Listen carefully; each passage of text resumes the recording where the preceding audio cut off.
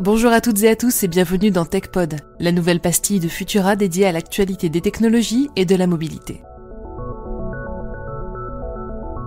Durant toute la semaine dernière, un cheval ailé a plané sur l'actualité. Pegasus, c'est le nom d'un logiciel espion conçu par la société israélienne NGO Group. Celui-ci a été implanté dans les smartphones Android et les iPhones de journalistes, d'activistes, d'avocats et même potentiellement de chefs d'État.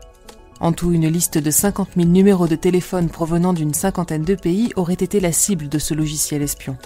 C'est ce que révèle l'affaire décortiquée par un collectif de journalistes internationaux issus de 17 médias dont Le Monde.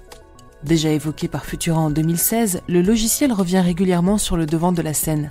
Cette fois-ci avec un twist en plus car on apprend qu'il sert également aux pays amis à s'écouter entre eux.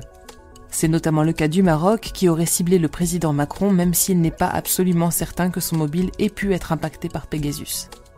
Implanté au plus près du noyau du système d'exploitation, le logiciel espion permet de voir et d'entendre tout ce qui passe par le téléphone en faisant fi du chiffrement des données. Cette cyberarme, initialement conçue pour lutter contre le terrorisme, est devenue une solution idéale pour les petits pays n'ayant pas les moyens de développer des systèmes de surveillance. Outre les tensions diplomatiques engendrées par cette affaire, cette dernière met également à mal la réputation d'inviolabilité des iPhones. Apple se défend en expliquant que son mobile est le plus sécurisé au monde, mais force est de constater que les failles restent présentes et qu'à chaque correctif, les hackers de NGO en dénichent de nouvelles pour pouvoir implanter à nouveau Pegasus. L'affaire est donc loin d'être résolue.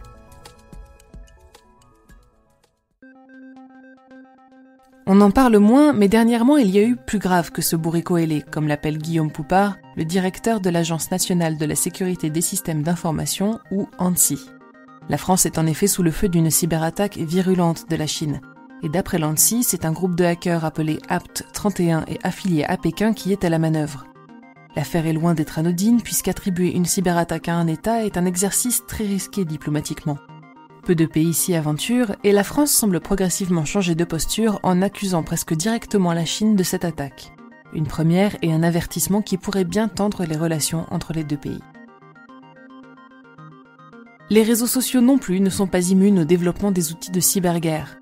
Ainsi, Facebook a découvert qu'un groupe de hackers iraniens utilisait sa plateforme pour cibler des militaires américains ou des entreprises du secteur de la défense.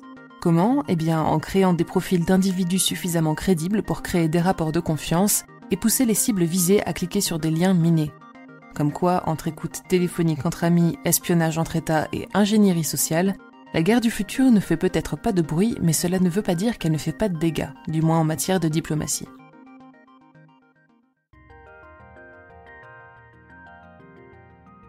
Les bananes vendues dans la métropole seront-elles bientôt estampillées par train ? Pas si impossible.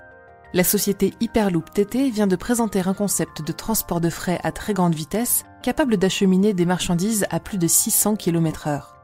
À côté des trains de voyageurs filant à plus de 1000 km/h dans un tube sous faible pression, le nouveau projet, baptisé Hyperport, promet la rapidité d'un trajet en avion pour le coût d'un trajet en train. L'engin se veut capable d'acheminer jusqu'à 2800 conteneurs par jour avec une empreinte carbone nulle, d'après les allégations de l'entreprise qui, notons-le, n'est pas affiliée à Elon Musk. Et enfin, pour finir, une nouvelle avancée pour la médecine. En combinant des électrodes implantées dans le cerveau avec des réseaux neuronaux, informatiques, des scientifiques sont parvenus à créer un implant capable de reconnaître des mots entiers énoncés par la pensée. Un homme paralysé depuis plus de 15 ans après un AVC au niveau du tronc cérébral est parvenu à écrire des phrases grâce à ce système d'un nouveau genre, développé par une équipe de chercheurs de l'Université de Californie à San Francisco. Plutôt que de tenter d'écrire lettre par lettre, l'implant analyse l'activité cérébrale pour reconnaître des mots entiers lorsque le patient tente de parler. Le système a réussi à atteindre en moyenne une vitesse de 15 mots à la minute avec une précision de 74%, des scores qui promettent de continuer de s'améliorer, ouvrant la voie à de nouvelles formes de communication pour les personnes paralysées. Pour ne rien manquer de l'actualité technologique et scientifique, rendez-vous sur les plateformes de diffusion pour vous abonner à Fil de Science et à nos autres podcasts. Si cet épisode vous a plu, pensez à le poster sur les réseaux sociaux avec le hashtag Futurapod et laissez-nous une note sur vos applications audio préférées. Rendez-vous demain à 14h30 pour un tout nouvel épisode du hors-série estival animé par Élise et Pierre Kerner sur le podcast Bête de Science. Pour le reste, on se retrouve dans 2 semaines pour un nouveau concentré d'actualité technologique. Bonne semaine à tous.